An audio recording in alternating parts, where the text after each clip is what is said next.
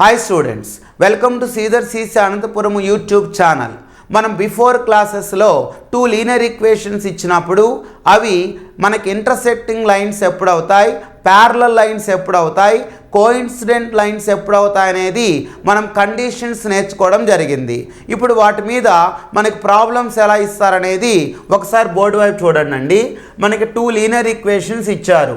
3x + 4y = 6, 6x + 8y = 12 ఇచ్చారు. ఈ 2 linear ఈక్వేషన్కి నంబర్ ఆఫ్ సొల్యూషన్స్ని ఫైండ్ అవుట్ చేయమన్నారు. మనం బిఫోర్ క్లాస్లో నేర్చుకున్నట్టు ఇంటర్సెక్టింగ్ లైన్స్ అయితే ఓన్లీ 1 కామన్ సొల్యూషన్ ఉంటుంది. అలాగే ప్యారలల్గా ఉంటే నో సొల్యూషన్స్ అన్నాం. అలాగే మనకి కోఇన్సిడెంట్ లైన్స్ అయితే ఇన్ఫైనైట్ సొల్యూషన్స్ అని చెప్పడం జరిగింది. ఇప్పుడు మనం ఒకసారి చెక్ చేద్దాం. ఇది A1, ఇది B1, ఇది C1, ఇది A2, ఇది B2, ఇది C2గా తీసుకున్నప్పుడు చూడండి, A1/A2 అంటే 3/6 అన్నాం. అలాగే B1/B2 అంటే 4/8 అన్నాం.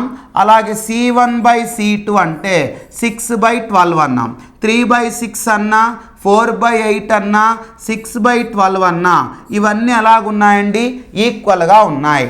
అంటే A1/A2 = B1/B2 = C1/C2 అయితే వాటి మనం కోఇన్సిడెంట్ లైన్స్ అన్నాం. వాటికి మనము ఇన్ఫైనైట్ నెంబర్ ఆఫ్ సొల్యూషన్స్ అనేది మనం తీసుకోవడం జరుగుతుంది.